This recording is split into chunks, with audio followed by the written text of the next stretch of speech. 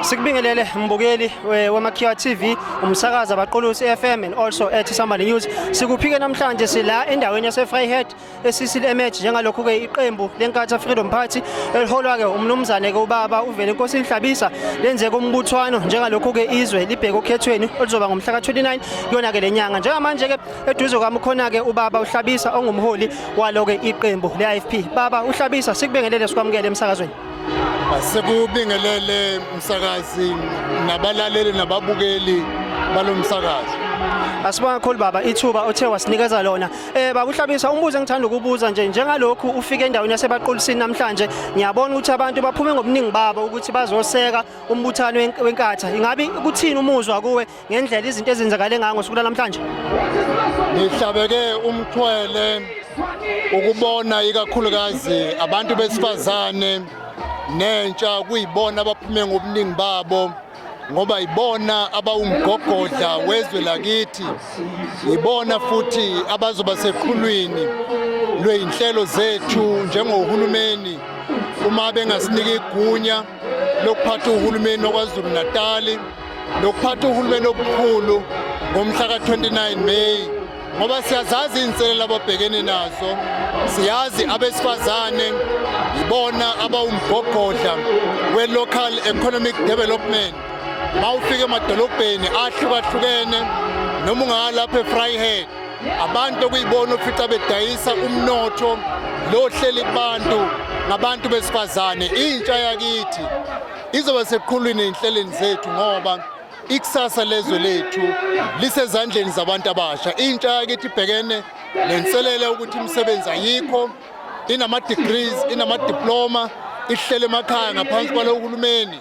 Thina ke isiqiniseko sokuqala esizokusenza ukuthi yonke intsha ehlele emakhaya sizodala amathuba omsebenzi ukuba ibuyelwe yithemba lokwakha ikusasa, ibuyelwe ngamaphupho ayo ngekusasa abafisa ukuthi babe nalo njengabantu abasha bakithi. Kungijabulisile ukubona umphathi wasebaqulusini ukuzolalela imanifesto ye-IFP njengoba sigqugquzela ukuthi bonke abantu ngomhla ka29 May abavuke ngobuningi babo baye ezikhungweni zokhetho. Usuku lwenkatha umhla ka29 May kuyobe kuyiviki lesithathu enyangeni, kuusuku lwesithathu, kunamaphepha amathathu ama-ballot paper, kuwo mathathu, kuney'ndlovu ey'ntathu.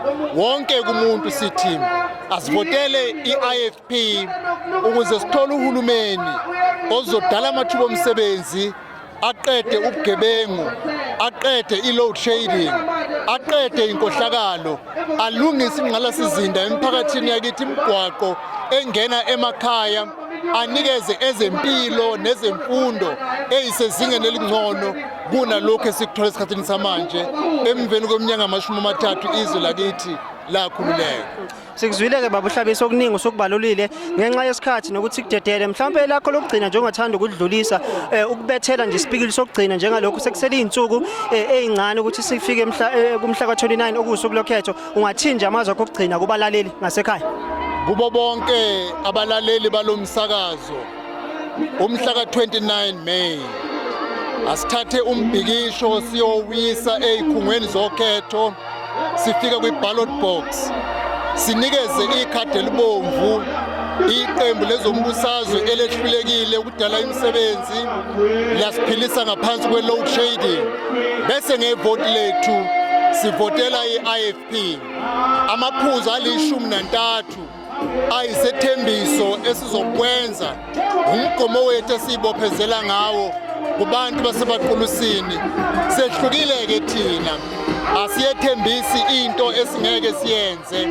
Isethembiso esisenzayo siyisibophezelo esibophezela ngaso ukuthi masike sangene ofisini siyokwenza lokho kuli13 esikuthembise kubantu baseningizimu neAfrika nabantu basebaqulusini.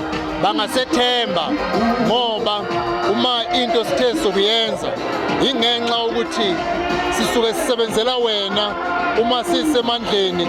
Yingakho isiqubulo sethu sithi sethembe sisebenzela wena, esikushoyo yilokho esizokwenza. Asibonga kakhulu isikhathi sakho Mhlonishwa. Siyabonga mfowethu. Asibonga kakhulu bekuyena ke umholi weqembu lenkatha Freedom Party umnomzana ke uvele inkosi Ndlabisa ebesikhuluma naye njengalokhu ke iqembu lenkatha belenze kumbuthano okukhankasela kokhetho endaweni yase City Emet khona ke lapha eFryhead eFiliti. Sibonga kakhulu ke isikhathi sakho ngaso ke isikhathi samanje.